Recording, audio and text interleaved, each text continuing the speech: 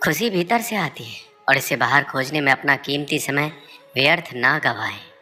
जब आप भीतर से हार मान लेते हैं तब आपके असफल होने की संभावना बढ़ जाती है। हमारे जीवन में सकारात्मक विचारों की बहुत बड़ी भूमिका होती है। सकारात्मक विचार हमेशा सकारात्मक चीज़ें बनाती हैं। अपनी कामयाबी का सपना देखिए। रास्ते में बहुत सी छोटी छोटी विफलताएं मिलती रहेगी। हमेशा लोगों को जज मत कीजिए, क्योंकि आप नहीं जानते कि सामने वाला किस तरह के संघर्षों से गुजर रहा है। किसी को इतना अधिकार ना दे कि वो तुम्हें अपनी उंगलियों के इशारों पर नचाने लगे।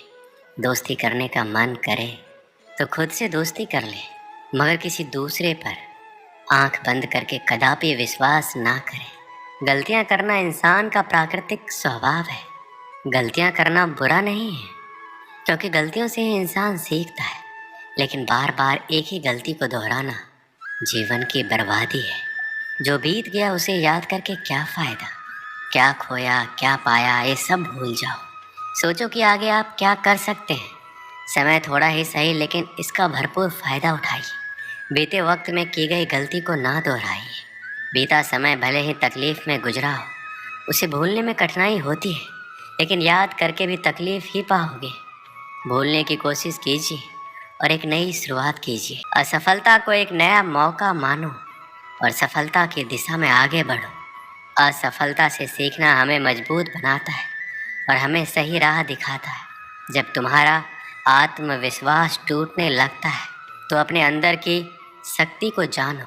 यदि तुम्हारे भीतर आत्मविश्वास है तो तुम कितनी भी कठिनाइयों का सामना कर सकते हो। जीवन में कई बार हार का सामना करना पड़ता है, लेकिन हार मानने से नहीं, उससे सीख कर आगे बढ़ने से होता है। अगर तुम अपने लक्ष्य की ओर दृढ़ता से बढ़ते रहोगे तो तुम्हारी मेहनत जरूर फल देगी। केवल ये सोचकर हम दोबारा कोशिश करना छोड़ देते हैं, क्योंकि पहले एक बार हम उस काम में हार चुके होते हैं। जीवन में कभी हार नहीं माननी चाहिए, क्योंकि हार के बाद की गई नई कोशिश में हमें नए दृष्टिकोण और सीखने के अवसर देती है। आप जैसे हैं बेहतर है। किसी के कहने पर या किसी को दिखाने के लिए खुद को बदलने की कोशिश नहीं कीजिए। श्री कृष्ण कहते हैं, किसी ने यदि आपके साथ बुरा किया है तो उसके लिए अपनी छवि ना खोएं। अक्सर इंसान दूसरों को देखकर अपने जीवन में बदलाव करने की कोशिश करता है। यदि आप पूरी जिंदगी दूसरों का नकल करते जाओगे तो ज़रा सोचिए आप अपनी ज़िंदगी कब जियोगे। इस तरह आप अपना अस्तित्व अपने ही हाथों से मिटा रहे हो। कोई आपके साथ बुरा बर्ताव करता है तो ये उसकी समस्या है। आप अपनी छवि कभी भी खराब नहीं कीजिए। यदि आपको लगता है कि कोई आपके साथ बुरा बर्ताव करता है या आपको गलत कहता है तो बिल्कुल आसान है कि आप उसे अनदेखा कर दें, उस पर ध्यान ना दें और उस व्यक्ति का साथ छोड़ दीजिए। आप पाएंगे कि हालात अपने आप बदलते जाएंगे। जब तक आप किसी की बात को गंभीरता से लेते हैं तब तक वो आपके ऊपर हावी होता रहेगा, क्योंकि आपके दिलों और दिमाग में उसकी एक छवि बनती जाती है। वह आपके दिमाग में कब्जा कर जगह घेर लेता है, जिससे आपकी सोचने और समझने की शक्ति छीन होती जाएगी। लाख तूफान आए, बड़ी सी बड़ी मुसीबत आए, लेकिन उनसे कहिए कि हम टूटने वालों में से नहीं हैं। आपको मनुष्य से जीवन मिला है, अपने आप में यही सबसे बड़ी संपत्ति है। हमारा मन बहुत ही चंचल है। अभी यहाँ तो कुछ पल बाद कहाँ होगा कहना मुश्किल है। आज हम किसी के प्रशंसक हैं तो कल किसी दूसरे के प्रशंसक हो सकते हैं, क्योंकि हमारा मन भटकने का आदी हो चुका है। आज कोई आपकी तारीफ में कुछ शब्द कह दे तो तुम खुश होते हो, और यदि कोई तुम्हारी बुराई कर दे तो तुम उदास हो जाते हो, तकलीफ महसूस करने लगते हो। ये सब इसलिए होता है क्योंकि तुमने अपनी ज़िंदगी का रिमोट दूसरे के हाथों में सौंपा हुआ है, जो तुम्हें अपनी उंगलियों पर नचा रहा है। दूसरों के लिए सजना संवरना छोड़िए, यह आपकी ज़िंदगी है, इसे अपने हिसाब से जिए। श्री कृष्ण कहते हैं, ज़िंदगी की कीमत तब मालूम होती है जब ज़िंदगी के केवल कुछ ही पल रह जाती है। तब एहसास होता है कि समय को कीमती क्यों कहा जाता है। हम अक्सर जीवन की भागदौड़ में अपने लिए समय निकालना भूल जाते हैं। जब मौत करीब होती है तब हमें याद आता है कि हमने अपने सपनों को कितना समय दिया, अपने शौक को कितना महत्व दिया और खुद के लिए क्या किया। जो पास है उसकी अक्सर कदर नहीं करते हैं, और जो पास नहीं है उसके लिए तरसते हैं।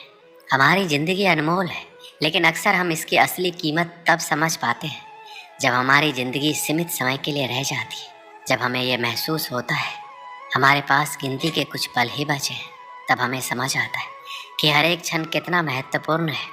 जीवन की अनिश्चितता हमें ये सिखाती है कि हमें हर दिन को पूरी तरह से जीना चाहिए।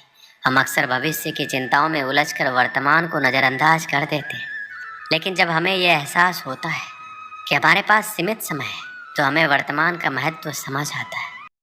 ईश्वर का धन्यवाद कीजिए और इस अवसर का लाभ उठाइए। व्यर्थ की बातों को सोचकर अपने आप को हतोत्साहित मत होने दीजिए। केवल अपने आप को सुनिए। दूसरों के राय या विचारधारा से खुद में कमी मत निकालिए, क्योंकि कोई दूसरा आपकी भलाई के बारे में नहीं सोचेगा। वो केवल आपका इस्तेमाल करने के लिए कोई ना कोई तरीके का इस्तेमाल करता रहेगा। तुम कमज़ोर नहीं हो और ना ही तुम्हारा वक्त कमज़ोर है। आप अपने आप को जिस रूप में ढालना चाहेंगे उस रूप में ढाल सकते हो। एक समय की बात है, गुरुकुल में पढ़ने वाला एक शिष्य जिसका अंतिम दिन था गुरुकुल में।